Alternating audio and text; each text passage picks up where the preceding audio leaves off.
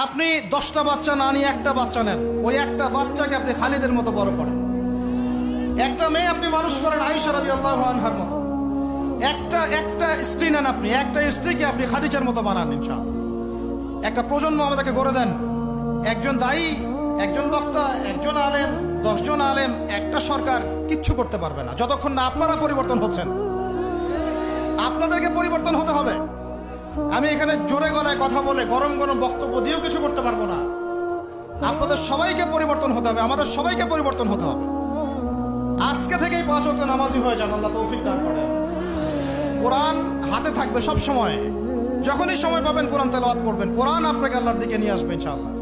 সুন্নত থাকবে চেহারা থেকে শুরু করে। দাড়ি ছেড়ে দেন, টাকটুর উপরে কাপড় উঠান। রিজিকের মধ্যে হারাম থাকলে ছেড়ে দেন, সুদ থাকলে ছেড়ে দেন, ঘুষ থাকলে বাদ দেন।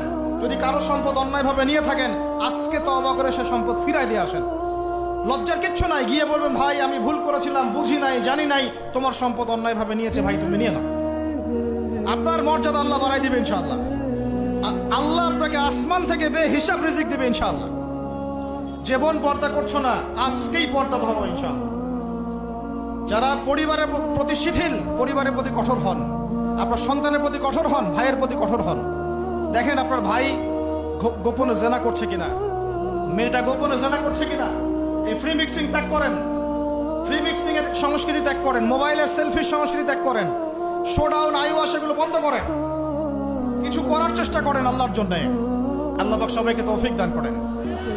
যারা আমরা মাদ্রাসায় পড়ি, আমরা যারা মাদ্রাসায় টুকটাক যাওয়া আসা করি, আমাদের জীবনের উদ্দেশ্য যেন এমন না হয় যে একটা ইমামতি হলেই বাস কাম খালাস। না, একটা ইমামতির জন্য আল্লাহ আপনাকে সৃষ্টি করেন।